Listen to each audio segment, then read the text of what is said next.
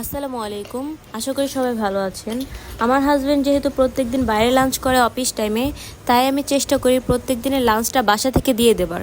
বাইরের খাবার খেলে অসুস্থ হয়ে যাওয়ার সম্ভাবনা থাকে, তাই কষ্ট হলেও চেষ্টা করি যাতে বাসা থেকে লাঞ্চটা নিয়ে যেতে পারে।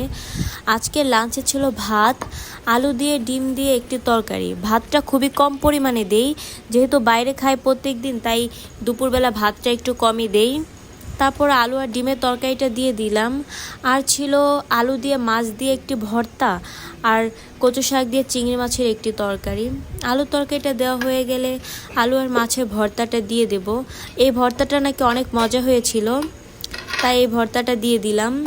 তারপর দিয়ে দেব কচু শাক আর চিংড়ির যে তরকারিটা। আমার কিন্তু কচু শাক আর চিংড়ি খেতে অনেক ভালো লাগে।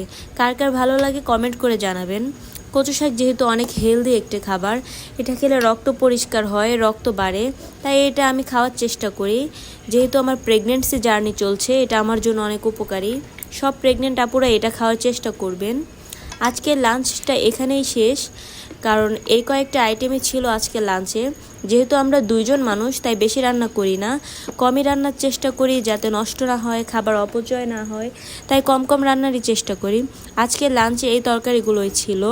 আবার নেক্সট ভিডিওর জন্য অপেক্ষা করবেন, আপনাদের মাঝে যাতে তাড়াতাড়ি নেক্সট ভিডিওটি নিয়ে চলে আসতে পারি আমি। আসসালামু আলাইকুম।